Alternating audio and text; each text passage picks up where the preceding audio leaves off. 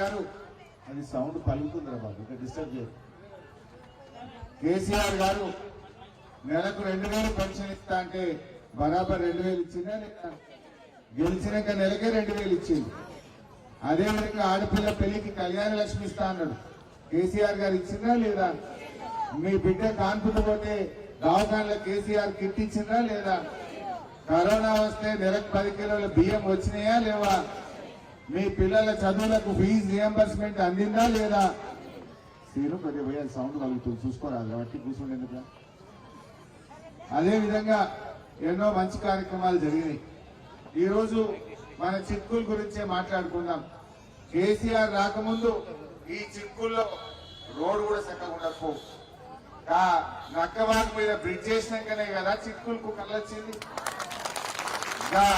ఇంద్రేశం కేలి బచ్చుగూడ మీదకెళ్ళి ఈ చిక్కుల దాకా double line road వేసినాకనే కదా మనకు కళ వచ్చింది. ఎవరేసింది ఆ రోడ్డు? ఇంద్రేశంకెళ్ళి రోడ్డు కలిపింది ఎవరు? ఆ బ్రిడ్జి కట్టింది ఎవరు? ఊర్లో ట్యాంకులు కట్టి ఇంటింటికి నల్లబెట్టి రోజు నీళ్ళు వచ్చేటట్టు చేసింది ఎవరు? ఈ రకంగా ఎన్నో మంచి పనులు మన బీఆర్ఎస్ ప్రభుత్వం చేసింది. మరి ఈడొక ఆయన పోటీ చేస్తుండు, ఆయన సంగతి మీకు తెలియదా? ఇప్పుడే మా శ్రీశైలం చెప్పిండు, ఇంట్లో ఉంటాడట, ఎవరైనా పేదోళ్ళు పోతే సామాన్యులు పోతే ఇంటితో లేడు పోండి అంటారట, తలుపులు పెట్టుకుంటారట. మరి ఎన్నడన్నా ఆయన చేసిన ఉద్దారకం తెలియదా? ఈడ అన్ని గవర్నమెంట్ భూములు అమ్ముకోవడం, ప్లాట్లు కబ్జాలు పెట్టడం, ఆయన బాగుపడ్డాడు తప్ప చిట్కులు ప్రజలకు బాగుపడ్డదైతే ఏమీ లేదు. చిట్కులు ప్రజలకు జరిగింది ఏం లేదు. ఆయన ఆస్తులు పెరిగినాయి, ఆయన బాగుపడ్డాడు తప్ప ఇక్కడ ప్రజలకు జరిగింది అయితే ఏమీ లేదు. పోనీ మరి కాంగ్రెస్ గవర్నమెంట్ వచ్చింది, ఏమన్నా ఇచ్చిండా రేవంత్ రెడ్డి? ఏమన్నాడు? 4000 పింఛన్ ఇస్తా నేను గెలవంగానే అన్నాడు. మన్మడు వచ్చి నీ కాళ్ళు ఒత్తుతాడు అన్నాడు. వచ్చినాయా 4000? మన్మడు ఒత్తిండు ఆ కాళ్ళు? అది డోకా చేసిండు.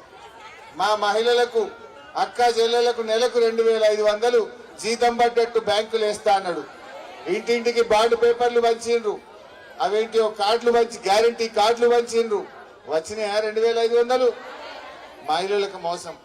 నేను నిన్న తూపురాని పోయినా, ఓ పెంటమ్మ అని కలిసింది, నాకు ఇట్లే పోతుంటే చేయి పట్టుకున్నది. ఏందక్క అన్న, కాంగ్రెస్ వాళ్ళు వచ్చిన బిడ్డ అని 5000 ఇచ్చిండ్రు అన్నది. అయ్యో మరి అది రేవంత్ రెడ్డి అడగోలు సంపాదించిండే పంపిండేమో తీయని నేనన్నా. లేలే బిడ్డ నేను నీయదు తప్ప అంటే ఏందక్క అన్న. ఏముంది బిడ్డ, ఇప్పుడు నెలకు 2500 ఇస్తా అన్నాడు రేవంత్ రెడ్డి. గవర్నమెంట్ ఎక్కి 26 నెలలు అయింది. 26 నెలలు నెలకు 2500 ఇస్తే 65,000 రూపాయలు ఎత్తాయి, 65,000 అవుతాయి. మరి ఎన్ని వచ్చినాయి? వాడు 5,000 తెచ్చిండు బిడ్డ. ఒట్టు పెట్టుకో అన్నాడు. దేవుడా దేవుడా ఇది ఉత్తుతుంది అని మనుషులు అనుకున్నా, 5 తీసుకున్నా, ఇంకా 60 అడకరాపోరా అని చెప్పిందట. ఇంకా అదే పోరా తప్పుడు వేస్తా అన్నదట. అమ్మ పెంటక్క ఏముషారు ఉన్నావు అనుకున్నా. మరి మా చిక్కులు అక్క జిల్లాలో ఏమంటారు? పెంటక్క చెప్పింది బరాబరేనా? పెంటమ్మ బరాబరే చెప్పింది కదా. మరి ఆగం కావద్దు. ఇలా మనకు పేదల్ని కాపాడుకున్నది బీఆర్ఎస్ పార్టీ. ఎన్నో మంచి కార్యక్రమాలు చేసింది బీఆర్ఎస్ పార్టీ. ఇవాళ చిట్కులకు 4 దిక్కుల అభివృద్ధి జరుగుతుందంటే పోయిన 10 ఏళ్ల బీఆర్ఎస్ హయాంలో జరిగిన పనుల వల్లనే ఈ ప్రాంతం అభివృద్ధి జరిగింది. వాస్తవానికి కేసీఆర్ వచ్చినాక భూముల ధరలు పెరిగినాయి చిట్కుల్లా. అప్పుడు కాంగ్రెస్ గవర్నమెంట్ ఉన్నప్పుడు ఈ ధరలు లేకుండే. బీఆర్ఎస్ వచ్చినాక ఇంత 5 గుంటలో 10 గుంటలు ఉంటే బిడ్డ పెళ్లికో పిల్లల చదువులకో దేనికన్నా మీకు ఉపయోగపడేటట్టు ధరలు పెరిగితే ఇంతో లాభం అయింది మీ అందరికీ. కానీ ఇలా కాంగ్రెస్ వచ్చినాక ఏమైంది? మళ్ళా అంత పాతాళానికి పడిపోయింది, ఆయన తాగమైపోయింది.